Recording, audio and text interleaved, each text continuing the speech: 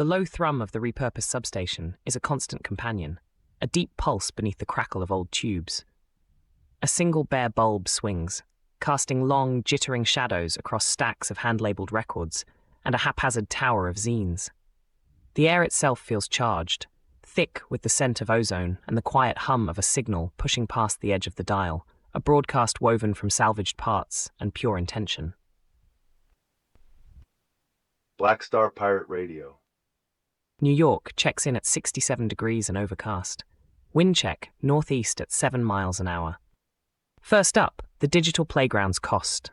The tension here, corporate responsibility versus user vulnerability. Concrete facts.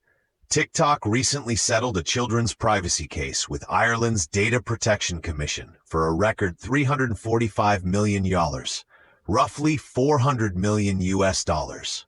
This fine addresses how TikTok handled personal data for users aged 13 to 17, specifically concerning default public settings and transparent data processing. Who carries the weight?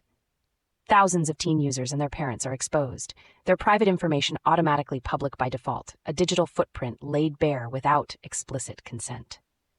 It's a breach of trust, turning youthful exploration into data exploitation.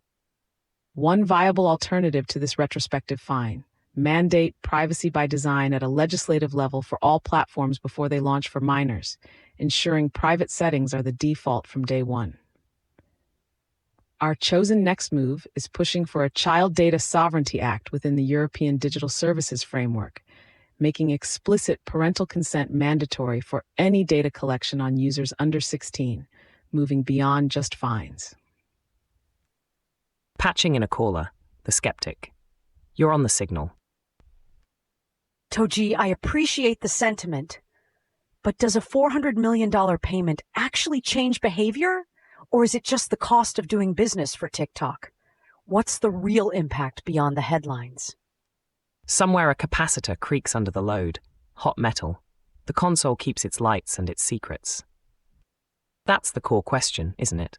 Does a company just write off a fine, or does it architect new behaviors?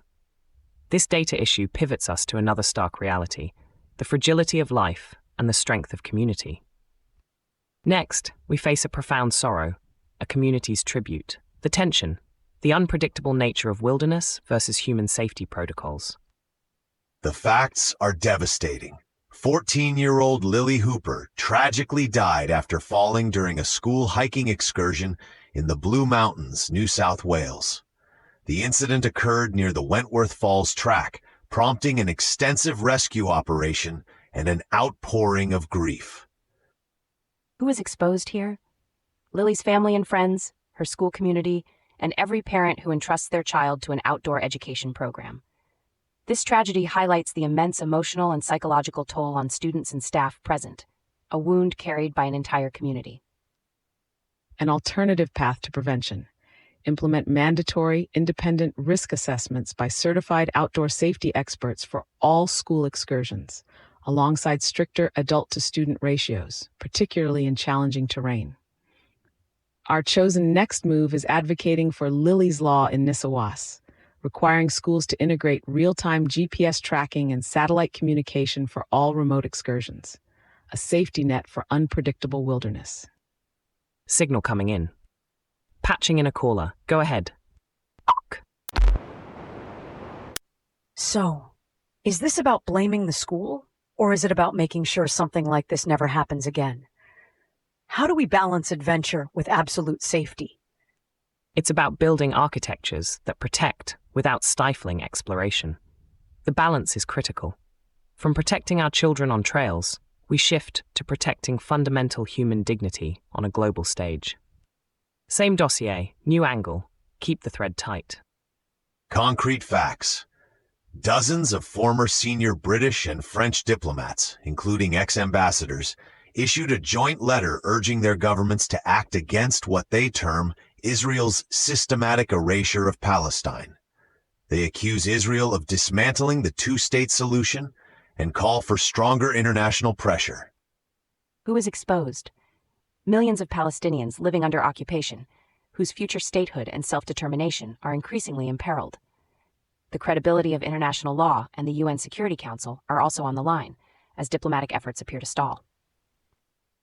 One viable alternative to these diplomatic letters: nations could unilaterally recognize a Palestinian state, shifting the power dynamic and affirming self-determination, rather than waiting for a stalled peace process. Our chosen next move is supporting the Global Diplomats Initiative for Palestinian Sovereignty, a citizen-led movement leveraging digital platforms to amplify these former diplomats' calls for sanctions and a clear pathway to statehood, turning elite concern into widespread advocacy. Lines open. Togee, these diplomats have been around the block. Why now? And what exactly would stronger international pressure look like for ordinary people? Their timing signals a deep alarm, a tipping point, and stronger pressure could mean anything from trade embargoes to targeted sanctions on individuals.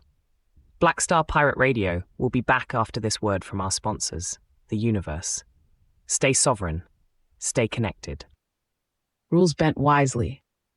Black Star Pirate Radio. Continue the signal at TogeeVision.com. Tune in, Sparks and Stories, Gig Passport.